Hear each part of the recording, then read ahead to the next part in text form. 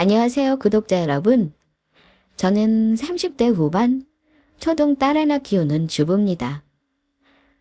얼마 전 이혼한 저는 아이를 제가 키우고 친정 부모님 집 근처에서 삽니다. 제가 전업주부가 아니라서 아직은 아이 때문에 부모님 도움을 받고 있어요. 사람 사는 모습 다 거기서 거기라 하지요. 돈 많은 사람이나 적은 사람이나 저처럼 이혼한 사람이나 그렇지 않은 사람이나 다 비슷하게 고충이 있는 삶을 살기 마련이니까요. 저는 결혼 8년 차까지만 해도 가정을 지키려고 안간힘을 썼던 사람입니다. 아무렴 아이까지 있는데 남편이 아무리 미워도 이혼이 쉽지는 않죠. 하지만 결혼해서 사는 내내 저는 이혼을 늘 꿈처럼 바라며 살기는 했습니다. 아마 제 사연 들어보시면 많이 참다가 이혼했구나 생각하실 거예요. 결혼해서 바로 아이를 낳는 바람에 저는 직장을 쉬고 집에서 전업맘으로 살았습니다. 물론 지금은 그때와 전혀 다른 모습이지만요. 저는 오늘 저의 이혼 사연이 저처럼 경제력이 없이 살던 주부님들에게 큰 도움이 될 거라 생각하고 있어요. 그러니 저처럼 남편과 이혼을 꿈꾸고 계신 주부님들이 있다면 끝까지 잘 들어주시기 바랍니다. 저의 결혼 생활 초반은 한마디로 표현해 종려 같은 삶이었습니다. 아마 이때 얘기 들으시면 고구마 한 100개 통째로 먹은 듯 속이 답답하실 겁니다. 남편은 아들 둘이 있는 집의 차남이었고 이미 결혼한 아주버님이 있었어요. 친정에서는 홀어머니라는 것과 시어머니 성격이 보통 아닌 것 같다고 마음에 걸려 하셨지만 그리 못 사는 집도 아니었고 장남이 아니니 제가 크게 맘 상할 일은 없겠다 하시면서 결혼을 허락하셨습니다. 그런데 결혼하고 나서야 아주버님이 그 집안에서 장남 역할을 못하고 있다는 것과 우리 남편이 거의 장남처럼 집안 대소사를 챙겨야 한다는 사실을 뒤늦게 알았네요. 게다가 시어머니 또한 보통이 아니셨습니다. 이미 어머니와 형님은 사이가 틀어져서 명절이고 뭐고 아무것도 챙기지 않은 듯 했어요. 근데 제 결혼식에는 한복 입고 참석했고 상견례 때도 자리 지켰었죠. 그야말로 제가 깜빡 속은 겁니다. 남편이 결혼해서 첫 명절 돌아올 때 말을 하긴 했어요. 아마 이번 추석에 형수는 안 오고 형만 올 거야.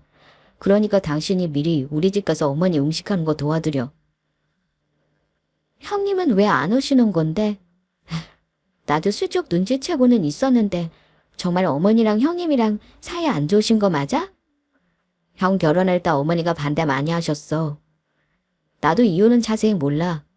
근데 지금은 애가 안 들어선다고 어머니가 형수를 더 뭐라 하시니까 형수도 못 오는 거지. 뭐? 그게 왜 형님 잘못이야. 어머니도 참. 나 같아도 어머니가 애 못 가진다고 구박하면 안 오겠다. 어머니는 왜 그러신데? 그게 그리 간단한 문제겠냐. 우리 어머니 입장은 또 다를 수도 있지. 형은 장남이잖아. 그리고 반대하는 결혼 우겨서 한 거니까 엄마 입장에서는 더 안타깝고 억울한 거야. 애 못 낳는 건 부부 사정인 거야. 결혼했으면 애를 안 낳든 10명을 낳든 어머니가 관여하실 문제가 아니지. 난 형님이랑 좀 친해져 볼까 했더니만 나 혼자 어머니라 어색하겠네. 저는 형님이 시댁을 챙기지 않는다는 사실이 마음에 큰 부담이었습니다. 그런데 아시다시피 며느리가 할 일이 명절에 음식하는 일만 있는 건 아니잖아요. 결혼하고 나면 양가 부모님 챙기는 일이 배가 되다 보니 더 바빠집니다. 어버이날도 2번, 명절에도 시댁에서 일하고 친정에도 가야 하고요. 생신만 해도 우리 부모님만 챙기는 게 아니라 시어머니를 챙겨야 하죠. 결혼한 분들은 다 이렇게 사실 겁니다. 그런데 저는 시어머니가 좀 고약한 성미가 있는 분이라 친정에 똑같이 하는 꼴을 못 보셨습니다. 아마 큰아들 내외에게 당신이 원하는 대로 뭐 하나 된 게 없으니 그 욕망에 차남에게 내려온 듯 했어요. 명절에도 할 일 마치면 찾아오는 식구가 없어서 그만 가겠다고 하면 어머니는 생뚱맞은 소리를 하시곤 했습니다. 시댁에 오랜만에 와서는 그렇게 빨리 일어나고 싶냐. 시어머니가 붙잡기 전에 니들이 이런 날 좋은 데 좀 가자고 여행이라도 하러 가자면 얼마나 좋아. 꼭 친정에 그리 득달같이 가야 하는 거냐. 이거야 원. 내 아들을 아주 영영 뺏긴 기분이구나. 올해는 연휴도 길구먼. 니들 가고 나면 나는 또 혼자 며칠을 지내면서 밥도 혼자 먹어야 하잖니. 저는 난감했지만 시어머니만큼 저 오기를 눈 빠지게 기다리고 계실 부모님 생각을 안 할 수가 없었습니다. 어머니, 제가 이번에는 생각이 짧았어요. 다음에는 꼭 어머니 말씀대로 할 테니까 이번엔 이해해 주세요. 저희 친정 부모님이 저 목 빠지게 기다리고 계시거든요. 너는 친정도 가까우니 꼭 명절 아니라도 언제든 드나들 수 있잖아. 너는 어른 입에서 꼭 아쉬운 소리가 나오게 만드는 거니? 그래서 기어이 점심도 안 먹고 지금 바로 가겠다고. 이런 상황에서는 누가 나서야 하는지 구독자분들 짐작하시죠? 당연히 곤란한 며느리 대신 아들이 나서서 시어머니 말을 거절해야 하는 겁니다. 말은 안 했지만 당연히 남편에게 그러길 바랬죠. 하지만 그때 우리 남편은 어떤 식으로 나왔냐면요. 여보, 엄마가 저렇게 말리시는데 우리 점심까지는 먹고 가는 게 어때? 장모님께 전화 한 통만 드리면 되잖아. 그렇게 하자. 나도 엄마 집에 근 2달 만에 온 거야. 엄마가 얼마나 적적하시면 저러시겠어. 매년 형수는 안 와도 형은 왔는데 올해는 우리 형도 안 왔잖아. 저는 속이 부글거려서 남편에게 눈으로 욕했습니다. 어머니가 지켜보고 있으니 차마 말을 세게 할 수는 없었어요. 결혼 생활 몇 년 한 며느리라면 시어머니가 보는 앞에서도 쌍욕을 박았을지 모를 일이지만 저는 결혼 초반이라 뭘 몰라서 그러지 못했네요. 결국 그때는 남편이 자기 엄마 편에 서는 바람에 제가 졌습니다. 엄마에게는 오후에게 가겠다고 하고 시어머니 집에서 점심 먹고 치우고 났더니 가족 사진을 주위다 꺼내와 집안 자랑을 하시는 거 다 들어드렸어요. 그리고는 한바탕 장남에 대한 서운함을 토로하시더니만 큰며느리 욕을 목에 핏대까지 세워가며 하시더군요. 그년이 왜 애가 안 들어서는 줄 아니? 며느리 도리를 안 해서 그런 거다. 다른 건 묵묵히 참고 들어드렸습니다만 형님과 제가 친하지도 않아도 같은 며느리 입장이라 그랬는지 형님 험담이 거북했습니다. 어머니도 참 며느리 도리 안 하는 거랑 형님 애 안 들어서는 거랑 뭔 상관이라고 그러세요. 어머, 너 몰라도 뭘 한참 모르는구나. 결혼 첫 해는 그래도 얼굴을 내비추더니만 뭐가 틀어져서는 이리 코빼기도 안 비추는지. 이러니 조상님들이 우리 집 큰며느리 얼굴을 알겠니? 어머니, 조상님들이 형님 얼굴 알면 뭐 애라도 점지해 주신대요? 저는 어이가 없어서 저리 대꾸를 했습니다만 어머니는 아랑곳하지 않고 이러시더군요. 내가 아들 둘 떡하니 낳은 게 다 이 집 두상도가 아니고 뭐겠냐. 우리 집안은 대대로 딸이 귀하고 아들이 많은 집이야. 나나 아들 둘이지만 다른 집들은 다들 셋넷은 기본으로 낳았다. 이런 집안에서 애를 못 낳는 게 뭐겠어. 고년이 이런 식으로 명절에 오지도 않은 탓이지. 와서 조상들한테 제사밥도 차려주고 정성을 들여야 할 것 아니니? 저는 어머니 말을 들으면서 가슴이 답답했습니다. 대체 살아온 삶이 어땠길래 요즘 세상에 저런 말을 하시나 싶었어요. 어머니, 그럼 어머니는 돌아가신 아버님 집안 어른들 잘 모시고 조상님들께 제사도 잘 지내고 사셨어요? 남편에게 들으니까 어머니도 가게 일 하시느라 집안 대소사 잘 못 챙겼다고 들었는데요. 어머니도 본인 가게가 있으셨기 때문에 나름 그 시절 바쁜 며느리였고 제가 보기에 아주 효부는 아닌 듯 했는데 어머님의 시부모님과 돌아가신 시아버지 제사를 다 모시는 분이었습니다. 저에게 군기를 잡으려고 그랬는지는 모르지만 결혼 첫 해부터 그러시긴 했어요. 제사를 잘 지내고 조상을 잘 모셔야 자손이 잘 되는 거다. 나도 예전에는 그런 거 다 허튼 소리인 줄 알았어. 근데 살다 보니까 그게 아니더라. 네 신랑 지금 사업 잘 되고 돈 덜 버는 게 다 저 혼자 잘나서서겠니? 다 돌아가신 조상님이랑 네 아버지가 살펴준 덕이지. 그러니까 너도 힘들다 말고 며느리 도리를 잘해. 결혼 전과 똑같다고 생각하지 말란 말이다. 결혼했으면 네 남편 잘 되는 거랑 시댁이 제일 우선이다. 내 말이 무슨 말인지 알아챘지? 어머니 말씀이야 뻔했죠.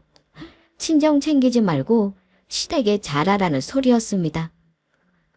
저런 고리타고는 사고방식의 어머니도 문제였지만 남편은 더하면 더했지 덜하지는 않았습니다. 제가 어머니에게 말대꾸를 하거나 싫은 기색을 하면 집에 가서 꼭 저에게 한 소리를 했습니다. 게다가 우리 남편이 어머니 눈에는 저보다 무지 잘나고 아까우셨는지 툭 하면 우리 아들 덕에 편하게 산다느니 우리 아들만한 남편감이 없다느니 하는 말들을 저 앞에서 대놓고 많이도 하셨습니다. 남편은 그때 자영업을 했는데 사실 돈을 꽤나 만지고 있었어요. 아주버님은 형님 눈치 보느라 거의 시어머니에게 용돈도 제대로 못 보낸다고 들었는데 남편은 본인이 저보다 돈을 잘 번다는 이유로 돈 관리를 직접 하면서 시어머니에게 꽤나 많은 도움을 준 걸로 압니다. 뭐 그거야 자기가 아들 노릇 하겠다고 제 돈으로 준 것도 아니었고 생활비는 쓸 만큼 줬으니까 뭐라 하지는 않았습니다. 다만 서운한 건 자기 엄마를 챙겨서 서운한 게 아니었어요. 저는 남편이 시어머니 챙기는 것과 똑같이는 아니어도 우리 친정 부모님께 마음이라도 진심으로 써주길 바랬습니다. 결혼 전까지만 해도 우리 집에도 잘하겠다고 호언장담하던 사람이었는데 막상 결혼하니까 시어머니는 같이 챙기기 바라면서 처가에는 저더러 챙기려는 사람이었어요. 닭보다는 핑계로 저 혼자 친정에 가는 때도 종종 있었습니다. 다른 날이야 상관없는데 부모님 생신 같은 날 사업자 중요한 약속이 있다고 빠지곤 했는데 나중에 알고 보면 골프 약속이길래 서운한 적도 있었습니다. 몇 번은 넘어갔습니다만 제가 애 낳고 나서 집에 있을 때는 아예 당연한 듯 안 챙기길래 이건 아니다 싶어 한 소리 했는데요. 남편은 제 말을 귀뚱으로도 듣지 않았습니다. 여보, 당신 매번 꼭 우리 부모님 생신 때는 약속을 잡더라. 이쯤 되면 거의 고의로 그러는 것 같이 느껴져. 이번에도 또 사이 못 온다고 하면 우리 엄마 아빠 서운해하신단 말이야. 꼭 가야 하는 약속 아니면 이번에는 가자.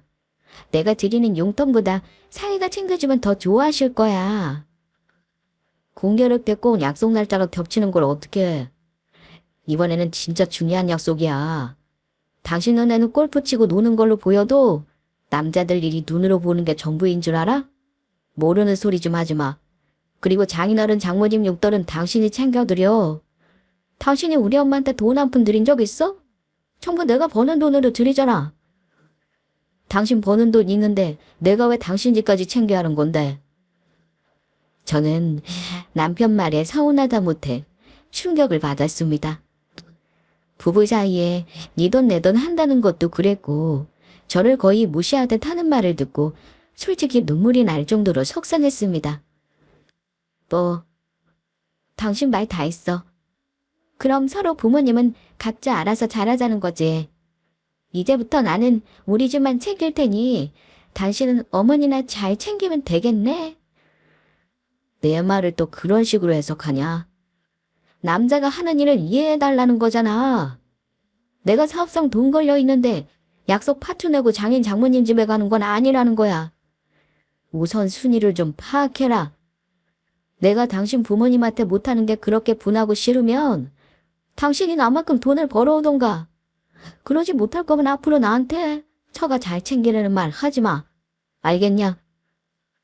다른 집들을 보면 사위들이 살갑게 처가에도 잘하고 잘 챙긴다는데 굳이 비교하자는 건 아니지만 그래도 마음 씀씀이라도 좀 곱게 쓰면 좋으련만.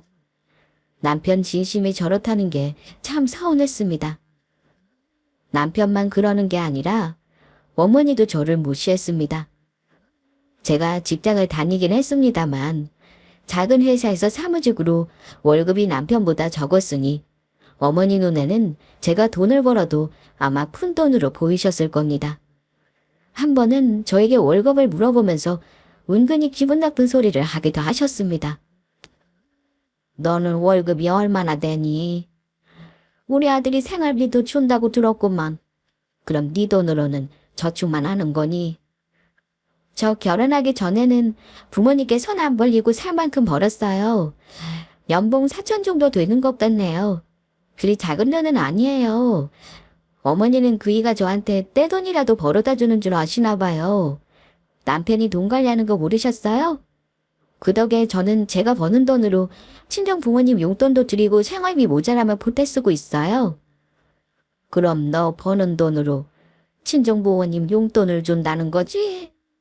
설마 우리 아들이 나 주는 것처럼 너도 매달 부모한테 돈 줘야 하는 거냐? 어머니 그 와중에 내 월급에서 친정 부모님 용돈 나가는 것도 싫은 기색을 보였습니다. 매달 드리는 건 아니죠. 친정 부모님들이 뭐 제가 주는 돈으로 생활하시는 분들도 아니고요. 사실 남편이 우리 부모님을 안 챙기니까 제가 버는 돈으로 특별히 챙겨드려야 하는 날은 챙겨드리고 있어요. 그렇구나. 우리 아들이 힘들게 버는 돈인데 처갓집에는 네가 주는 게 맞지. 너한테 생활비도 많이 주니 그 정도는 네가 아는 게 도리야. 어머니도 남편과 사고방식이 똑같더라고요. 오히려 정상적인 시어머니라면 아무리 그래도 처가도 기본적으로 챙겨라 하고 아들에게 한 소리 하셔야 하는 게 맞는 거 아닌가요? 시모나 남편에게 기대하는 게 없긴 했지만 참 기가 차긴 했습니다. 남편이 저와 친정을 무시하고 우습게 하는 것도 속상한데 친정이게 잘하는 거 못 보는 어머니는 제가 우리 친정에 뭐라도 더 잘할까봐 늘 신경을 곤두세우고 있었던 건 물론이고 툭하면 아들이 돈 잘 벌어오는데 집에서 살림 잘하고 시댁이나 잘하라는 말을 하셨으니까요. 직장 그만두기 전에 저도 돈을 번다는 게 좀 떳떳한 감이 있었습니다. 우리 딸 임신하고 나서 배불러 올 때 회사를 그만뒀는데 이상하게 돈을 안 벌고 남편에게 생활비를 의지한다는 거 참 은근히 존심 상하는 일이더라고요. 매번 남편 카드로 생활비 쓰는 것도 눈치 보였고요. 물론 저축해 놓은 퇴직금과 비상금이 있었습니다만 야금야금 제 돈을 쓸 수는 없었습니다. 부부 사이에서 누가 돈 잘 벌고 못 버는 걸로 치서하게 나오면 한도 끝도 없는 거 아시나요?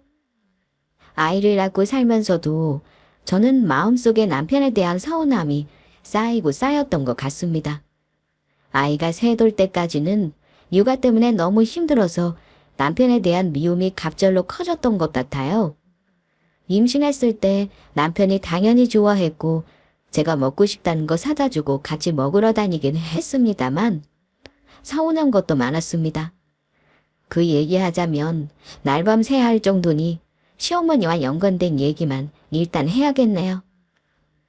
시어머니는 애가 안 들어서는 형님 때문에 손자를 많이 기다리셨는데 제가 배불러 올 때 아들 참 노래를 부르셨습니다. 그런데 낳은 건 막상 딸이었죠. 어머니처럼 조상 따지는 사람이 남아 서너 사상까지 있는 건 어쩌면 당연한 일인 걸까요? 어머니는 뱃속 아이가 딸이라는 말을 들었을 때부터 둘째 얘기를 하셨고 아들 낳을 때까지는 셋이라도 낳으라고 막말을 하셨습니다. 본인이 키워줄 것도 아니면서 말이죠. 참, 남편은 집안일이고 육아고 하나도 안 도와주는 데다 자기 엄마만 챙기는 데다 시모는 며느리돌이 강요하면서 남아선호 사상이라니요. 가지가지 꼴값하는 집에 어찌 8년을 버티고 살았나 모르겠습니다. 어쨌든 아이 낳고 키우면서 저도 거리낄 게 없어졌는지 간혹 시어머니에게 할 말도 하고 아니다 싶으면 대들기도 했습니다. 그동안 남편은 내 입장에서 말을 해준 적이 단 한 번도 없었습니다. 심지어 어머니와 제가 설전을 하면 옆에 남편은 거의 저를 나무랐어요. 그럴 때 저는 예전처럼 어머니 앞이라도 남편에게 할 말도 못하고 그러지는 않았어요. 그러다가 문득 제가 돈 벌겠다는 생각을 한 건 우리 딸이 5살 때 유치원을 가면서부터였습니다. 아기 때보다는 자유로워진 것도 있지만 사실 그 즈음부터 남편이 자꾸 저에게 생활비를 잘 주지 않았거든요. 남편은 결혼하기 전부터 거의 10년을 해오던 사업이 조금 흔들리는지 돈 때문에 힘든다는 말을 종종 했습니다. 나 몇 달 전부터 자금이 안 돌고 우리 회사 사정 별로 안 좋아. 직원도 2이나 내보낸 거 알지? 아무래도 생활비는 줄여야 할 듯 싶으니까 당신도 허튼데 돈 쓰지 말고 돈 아껴서 써. 나 진짜 힘든데 버티고 있다는 것만 알아도. 우리 지수 이제 유치원 다니니까 당신도 슬슬 나가서 알바라도 해서 살림에 보태던가. 나 혼자 진짜 힘들다. 어렵다는데 제가 돈 내놓으라고 억지를 부를 수는 없잖아요. 남편이 생활비를 줄인다기에 매달 어머니 드리던 돈도 줄이겠구나 생각했습니다. 하지만 남편은 자기 엄마 생활비는 기존에도 적게 드렸기 때문에 절대 줄일 수 없다고 하더군요. 하지만 생활비도 제대로 안 주면서 자기 엄마 용돈을 안 줄인다는 건 저로서는 납득이 가지 않았습니다. 당연히 이 문제로 남편과 한참 실랑이를 했는데 남편은 전혀 제가 기분 나쁜 걸 이해하지 못했어요. 자기가 주는 돈 줄이는 게 어머니 생활비 주는 거랑 상관없다는 말을 하며 오히려 저를 못된 며느리로 몰아갔습니다. 그때 마음 먹었죠. 여자가 애 낳고 집에 들어앉아서 남편이 벌어오는 돈에 기대면 이 꼴이 되는구나. 돈을 벌어야겠다. 라고 말입니다. 다행히 남편이 주던 생활비 알뜰살뜰 모아가며 저축을 하긴 했었고 제가 예전부터 목돈을 예금으로 묶어놓고 이자를 불려왔으니 망정이지 남편이 생활비를 갑자기 끊어버렸을 때 제 비상금이 없었다면 정말 손가락 빨 뻔했습니다. 남편만 믿고 있다가는 나중에 망하면 집까지 팔아야겠구나 싶어 그때부터 제가 할 수 있는 일을 알아보기 시작했습니다.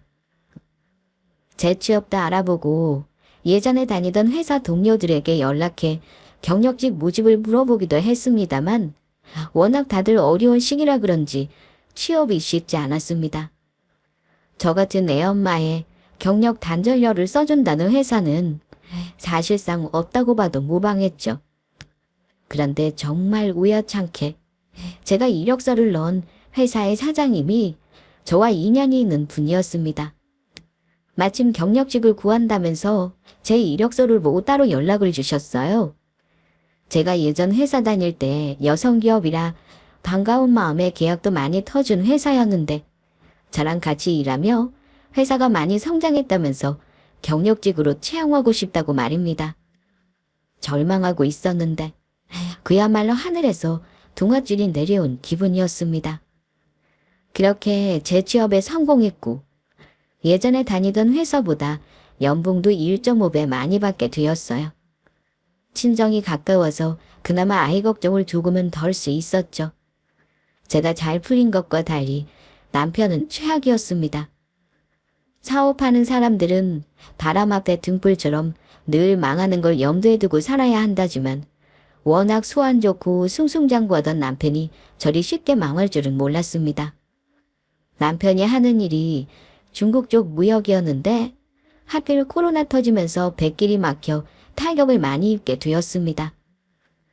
언제든 배가 떠서 물건이 들어온다면야 손해를 최소화할 수 있을 테지만 남편은 원료 자재를 수입하는 데다 유통기한이 있는 원료라 미리 산 원료가 묶이는 바람에 몇 억대의 손해를 입었습니다. 황당한 건 남편은 업무적 손해를 배상받을 수 있는 어떠한 보험도 안 들어놨었고 중국 쪽 업체가 나몰라라 하면서 큰 곤욕을 치렀다는 겁니다. 납품하기로 한 업체에는 돈을 받아서 대금을 치렀는데 물건이 안 오니 고스란히 대금을 남편이 물어내줘야 했어요. 그해 겨울에 남편이 쫄딱 망해먹었던지라 제가 아직도 잊을 수가 없네요. 당신은 어쩌자고 나 모르게 대출을 다 끌어다 쓴 거야. 이게 최근 1년 동안 받은 대출이라고. 당신 이거 말고 더 있는 거지. 오늘 말 꺼낸 김에 전부 솔직히 말해. 남편은 결혼한 이래 가장 부르죽은 모습이었습니다. 나도 버티기 힘들어서 당신한테 말하는 거잖아. 실은 여보, 아무래도 우리 집을 팔아야 할 것 같아. 일단 빚만 해결하면 내가 막노동이든 뭐든 다시 일을 해서 재기할 테니까 이번에는 아무 소리 하지 말고 내가 하자는 대로 하자. 그리고 어차피 내가 해온 집이잖아. 당신이 해온 집이면 당신 마음대로 해도 된다는 거야? 나 결혼할 때 당신이 집 해왔다고 당신 어머니가 하도 유세 떨어서 만만찮게 예단이고 혼수가 한 사람이야. 아이도 있는데 당신 어쩌자고 겁도 없이 이런 지경을 만들어? 집만 판다고 다 해결되는 거 아니잖아. 남편이 한 번은 버티다 저에게 돈 얘기를 하면서 집을 팔아야겠다는 말을 하는 겁니다. 물론 결혼할 때 남편이 해왔던 집이긴 해요. 하지만 집을 팔지 않고서는 어디서 몇 억대의 돈을 마련할 방법이 없었습니다. 그러니 어쩌나요? 남편은 사업을 접고 다시 시작하기 위해서라도 빚을 정리하고 싶어 했습니다. 알고 보니 남편은 저 모르게 은행 빚을 끌어다 쓰다가 이자 비싼 금융까지 대출을 받았더군요. 돈이 급했는지 아주버님에게도 돈 얘기를 했는데 알고 보니 아주버님은 부부지간 불화로 이혼 직전이라 위자료 줄 돈도 없다고 했답니다. 그러니 우리 힘든다는 말을 할 수도 없었고 시어머니 생활비 나눠서 드리자는 말만 겨우 했다고 하더군요. 시아주버님이 아주 양심 없는 사람은 아니어서 다행히 남편이 어렵다고 하니 자기 엄마 생활비는 나눠서 내기로 했대서 그나마 다행이었습니다. 남편이 사업 말아먹고 집을 금매로 내놓은 동안 만약 제가 돈을 벌지 않았다면 진짜 시댁으로 들어가거나 친정에 들어가서 살아야 했을 수도 있습니다. 그래도 제가 돈을 버니 버티고 버틴 거라 생각합니다. 다행히 집이 팔렸고 우리는 반전세 보증금만 간신히 남겨 친척집 더 가까운 곳으로 이사했습니다. 제가 당장 일을 하니 아이 문제 때문에 어쩔 수 없었어요. 그때부터 남편에게 조금씩 큰 소리를 치기 시작했대요. 이런 사정을 알지도 못하면서 시어머니는 제가 애 놔두고 일 다닌다는 걸 못마땅해 했습니다. 남편이 망해먹으면서 시어머니에게 생활비도 끊었는데 웃긴 건 뭔지 아세요? 그냥 하던 사업이 망해먹어서 당분간 예전처럼 돈을 들기 어렵다고 하면 될걸. 꼴에 자기 엄마 속상한 건 싫었는지 남편은 사실대로 말하지 않았습니다. 당분간 우리 어머니한테는 나 사업 망한 거 말하지 말자. 부모님한테 쓸데없는 걱정 끼쳐드려서 좋을 거 없잖아. 우리 집 판 건 어쩌고? 어머니한테 감춘다고 언제까지 말 안 할 작정인데. 나 다시 사업이든 뭐든 시작할 때까지만 이 핑계 저 핑계 대면서 어머니 우리 집 오시지 못하게 해야지 뭐. 우리 부모님은 지금 지수도 봐주시고 당신 때문에 속상하셨는데 참 잘하는 짓이다. 당신은 끝까지 당신 엄마만 생각하는구나. 내가 때 되면 어머니한테는 직접 말씀드릴게. 그때까지는 당신이 모른 척 좀 해주라. 내가 부탁할게. 제가 이혼하자고 나와도 할 말 없을 사람이 저러는 거 보고 저야말로 할 말을 잊었습니다.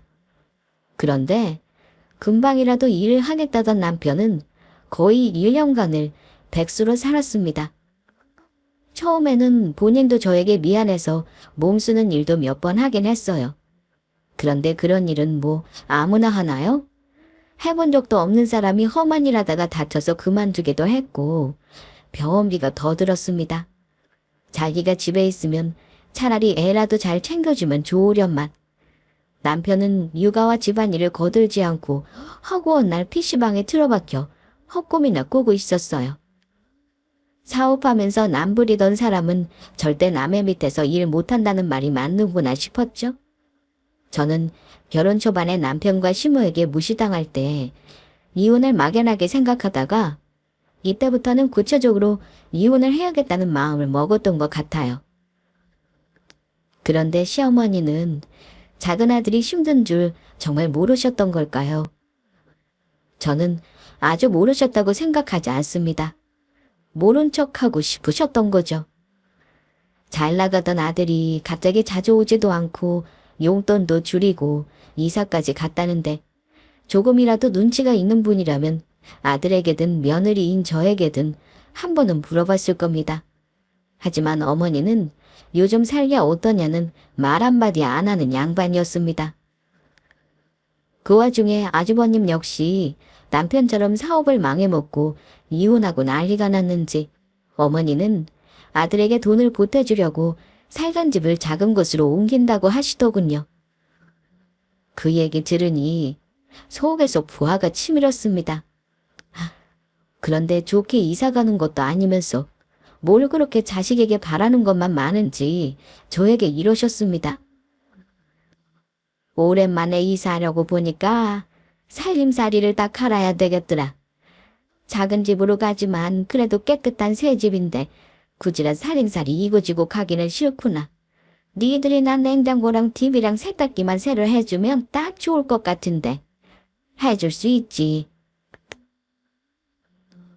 저는 황당해서 대답도 하기 싫었습니다.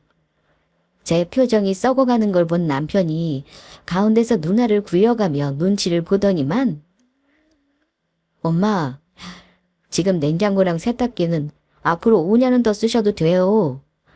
우리 집 지금 돈 들어갈 때가 많아요. 대신 TV는 작으니까 65인치로 바꿔드릴게. 그거 하나는 해드릴 테니까 다른 건 형이랑 상의해서 해보세요. 어차피 형이 들어와서 엄마랑 사는 거잖아요. 다 바꿔주는 건 부담이니. 좋아. 그럼 일단 오래된 TV는 바꿔주려. 안 그래도 눈도 잘 안 보이는데 TV 가져가서 답답했다. 그럼 언제 나랑 사러 갈래? 내 집에 놓을 거니까 같이 골랐으면 하는데. 알았어요, 어머니. 제가 다음 주에 와서 사드릴게요. 그때 같이 보러 가시죠. 남편은 어머니가 3개 사달라는 거 하나만 사드리는 걸로 퉁치는 건데 뭐가 어떠냐는 표정이었지만 저는 어이가 없었습니다. 어머니 든 아이값을 못하는 걸 넘어서서 철이 없다고 느껴졌습니다. 집에 와서 당연히 남편에게 싫은 소리를 했어요. 그런데 남편은 그깟 TV도 못 사준다는 말이 차마 안 나온다면서 이번만 사드리자고 하는 겁니다. 당신 나한테 생활비 안 준 지 1년 넘은 거 잊었어? 사람이 좀 양심이 없니? 뭐 TV가 얼마인지는 알고 사드리겠다고 한 거야. 그놈의 좋은 돈? 우리 엄마 TV 사드리는 돈은 내가 주면 될 거 아니야. 나 지금 카드도 못 쓰니까 당신이 카드 결제만 해줘. 그럼 내가 뭐든 해서 매달 줄게. 그럼 되는 거지. 아이고, 잘하니 짓이다. 차라리 솔직히 당신 사정 얘기하고 사드리지 말았어야지. 당신은 그렇게 어머니가 해달라는 거 다 들어드리면서 애 봐주는 우리 부모님은 뭐라도 하나 사드린 적 있어? 우리 부모님 도움 받는 건 맨날 당연한 줄 알지. 좋아. 당신은 어머니 TV 사드려. 나도 우리 부모님 TV 사드릴 거니까. 남편은 카드를 달라고 했지만 저는 어머니가 혹시 다른 거 산다고 하면 막아야 하니 같이 TV인지 뭔지를 사러 갔습니다. 어머니는 고민도 안 하고 가장 신제품 65인치를 고르시더라고요. 남편이 저에게 눈짓을 하길래 저는 직원에게 계산해달라고 했습니다. 어머니는 신나셨는지 냉장고며 청소기며 구경하시다가 아니나 다를까 계산하고 배송주소를 적고 있는 저에게 와서는 예, 그냥 하는 김에 나 건조기를 하나 해주면 안 될까? 요즘에는 저 건조기 없이 사는 사람 없다는구나. 저는 아무 말 안 하고 넘어가려다가 어머니 철없는 소리에 확 뚜껑이 열렸지만 일단 한 번은 참았습니다. 어머니, 죄송한데 더 이상은 여력이 없어요. 저 지금 어머니 TV만 산 거 아니고 우리 친정 부모님 것도 사드렸거든요. 생각해보니까 우리 부모님도 저 아니면 아예 안 바꾸고 20년 전 TV 그대로 놔두실 것 같아서요. 어머니는 사드리는데 우리 부모님도 사드려야죠. 그러니까 건조기니 뭐니 그런 건 나중에 큰아들이나 작은 아들더러 사달라고 하세요, 어머니. 그런데 어머니는 제가 친정 부모님 TV를 같이 결제했다는 말을 듣고는 표정이 싹 바뀌더군요. 뭐, 그럼 지금 너네 친정 TV까지 내가 산 거랑 똑같은 거로 사드렸다는 거야. 저는 뭐가 잘못됐는지 모르겠다는 얼굴로 어머니에게 되물었습니다. 네, 어머니만 사드릴 순 없죠. 친정 부모님 TV는 어머니 거보다 더 오래된 거라서요. 마음에 걸리더라고요. 근데 우리 부모님 사드리는 게 뭐가 잘못인가요, 어머니? 저는 어머니가 왜 부들거리는지 알고 있었지만 모르는 척하고 물었습니다. 그랬더니만 그걸 몰라서 묻니? 예, 이게 어디 네 돈으로 사는 거냐? 우리 아들이 힘들게 버는 돈으로 사는 거 아니냐? 내가 아들 돈으로 너희 집 챙기는 꼴은 나는 못 본다. 한두 푼 안 하는 걸 너는 지금 꼭 사야겠어. 급한 나 먼저 사고 네 친정 부모는 나중에 네가 따로 챙기면 될 거 아니야. 암튼 내가 봤으니 다행이구나. 지금 당장 방금 카드 긁은 거 취소해라. 아, 얼른! 어머니는 저에게 결제한 돈을 당장 환불하라며 성화였습니다. 대리점 직원은 난감해했고 저는 당연히 어머니에게 싫다고 했어요. 싫어요, 어머니. 저도 우리 부모님 사드리고 싶어요. 저 일하는 동안 부모님이 우리 지수도 봐주시고 매번 반찬이며 먹을거리도 챙겨주시는데 저는 딸이라고 매번 받고만 살았다고요. 이참에 저도 효도할래요. 어머니는 당연하게 받으시면서 왜 저는 부모님 사드리는 게 안 되는 건데요. 어머머, 얘 대들은 것 좀 봐라. 내가 늘 말했잖아. 어디 시댁이랑 진정을 똑같다고 생각하니? 네가 아무리 진정에 갖다 바쳐도 죽으면 우리 집안 자손이 제사 지내줄 거다. 나나 신랑한테 잘할 생각을 하지 않고선 뭐? 진정에 TV를 사준다고 당장 환불해. 저는 그만 감정이 격해졌습니다. 그래서 이판사판 하고 오늘 결판을 내버리자 싶은 마음에 창피한 것도 있고 소리를 질렀습니다. 저는 그따위 눈에 안 보이는 주상 무섭지 않고요. 이 집 귀신으로 죽을 일 없을 테니까 어머니 저한테 그딴 소리 하지 마세요. 그동안 우리 부모님 못 챙겨드린 제가 드신 것 꼭 하나네요. 지금 누구 돈으로 이걸 사는 건데 어머니가 환불하라고 상화를 부리시는 건데요. 어머니 아들이 지금 뭐하고 사는지 알긴 하세요. 어머니 아들, 버는 돈 없이 저한테 필부터 산다고요. 뭐야? 너 지금 그게 무슨 소리냐? 자세히 말해봐. 당장. 저는 남편이 사업 말아먹고 1년이 넘게 백수를 지내며 저에게 길부터 산다는 걸 부릴 작정이었습니다. 그런데 다급하게 남편이 막아서더니만 결혼해서 처음으로 어머니 편이 아닌 내 편인 듯 아닌 듯 시원한 태도를 보이는 겁니다. 엄마. 이제 그만하세요. 일단 나가서 얘기하시자고요. 당신 똑바로 어머니한테 전부 얘기해라. 안 그럼 오늘 이후로 나랑 우리 지수 볼 생각 안 하는 게 좋을 거야. TV가 뭐고 나 취소할 거니까 제발 둘 다 주제 팍 좀 해. 저는 남편에게 소리 질렀습니다. 남편은 별 대꾸 없이 어머니를 데리고 매장 밖으로 나갔고 저는 씩씩거리며 조금 전 구매한 TV 중 어머니 것은 취소해버렸습니다. 매장 밖으로 갔더니 남편은 어머니에게 뭔가를 신나게 말하고 있더군요. 어머니는 똥 씹은 표정인지 놀란 표정인지 종잡을 수 없는 얼굴이었습니다. 엄마, 이제 아시겠어요? 그러니까 어지간하면 저 사람 건들지 마세요. 지금은 제가 찍소리 안 하고 지내는 게 맞아요. 나중에 제가 사업 재개하면 그때 전부 되돌려 놓을 테니까 어머니 조금만 참아주시라고요. 네? 그럼 지금 지수애미 말이 맞다는 거니? 너 정말 아예 말아먹은 거야. 아이고, 왜 이를 어쩌냐, 어?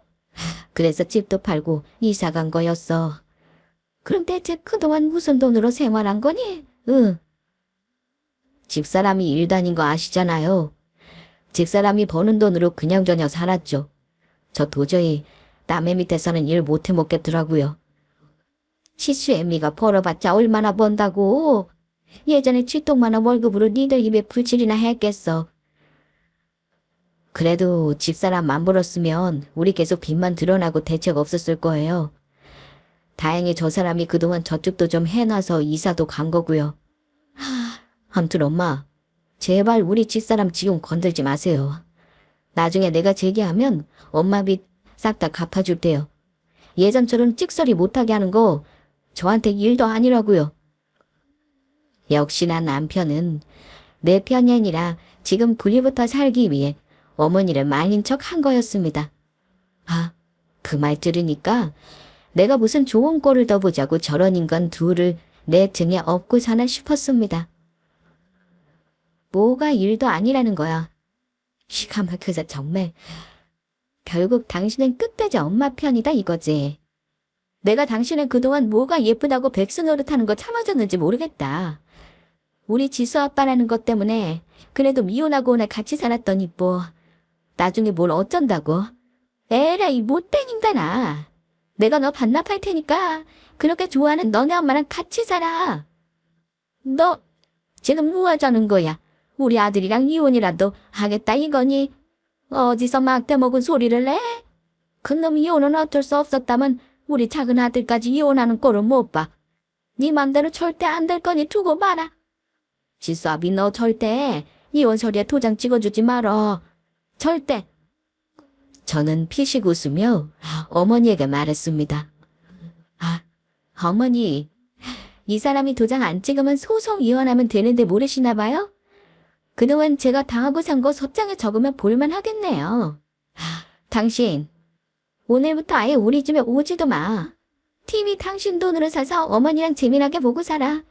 보아하니 협의 이혼 안 해줄 것 같으니까 그냥 바로 이혼 소장 보낼게.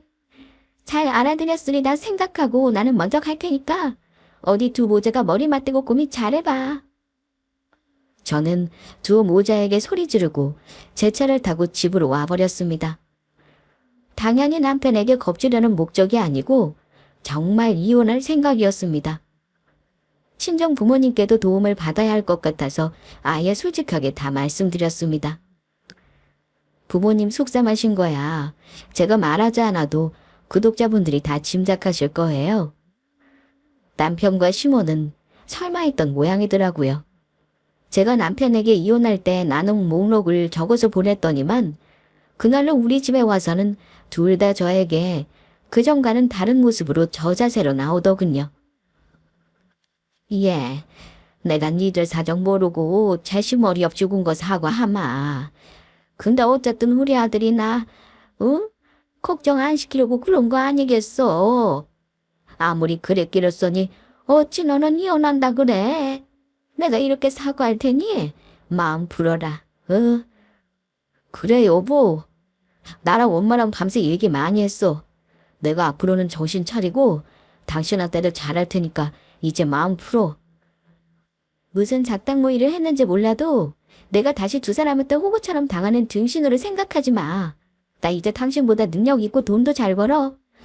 당신이 까먹지만 않으면 지금보다 더 잘 살 수 있다고. 나는 할 말 없어. 지수는 내가 친권 양육권 다 가져올 거야. 재선 아빠 도리만 해. 그 이상은 바라지도 않아. 그리고 어머니도 왜 아들 둘이 죄다 이혼남이 된 건지 제발 똑똑히 생각해 보세요. 며느리 탓만 하지 마시고요. 저는 더 이상 할 말 없으니 돌아가세요. 가정을 지키겠다는 마음보다는 거지 같은 집구석과 빨리 인연을 끊고 싶었습니다. 결국 친정 부모님까지 출동해 집안 시끄럽게 한바탕 한 후에야 시모와 남편은 돌아갔네요. 저는 이혼 소송하는 동안 친정에서 지내는데요. 남편이 무슨 마음을 먹었는지 결국 아이 양육비로 재산만 깔끔히 나누면 협의 이혼하고 싶다는 의사를 전달해 왔길래 서로를 치하해 줬습니다. 어차피 그 인간에게 위자료 나올 것도 없었고 빨리 헤어지는 게 현명하다고 생각했어요. 아이 때문에 수녀 기간도 3개월을 가졌지만 소송보다는 빨리 이혼 절차를 마무리했고 남편과는 남남이 되었습니다. 아직까지는 약속한 양육비를 보내고 있는 거 보면 밥벌이는 하고 있는 것 같네요. 하지만 아이 본다는 말은 안 하길래 면접 교섭은 안 해주고 있습니다. 그렇게 2년째 지내는 지금 솔직히 말하면요. 저는 이혼을 한 번도 후회한 적이 없습니다.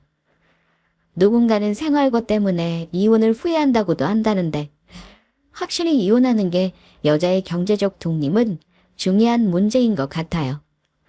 거머리 같은 두 인간 떼어내니 우리 딸 돌보면서 저축까지 훨씬 많이 하고 삽니다. 그러니 저와 비슷한 상황의 주부님들은 절대 집안에서 안주하지 마시고 언제 나에게 일어날지 모르는 일을 대비해 꼭 경제적 능력을 갖추라고 말하고 싶네요. 이혼을 할 수도 있고 남편이 죽을 수도 있고 부부가 둘이 있다가 혼자 되는 게 꼭 이혼이라는 것만 이유가 되는 건 아니니까요.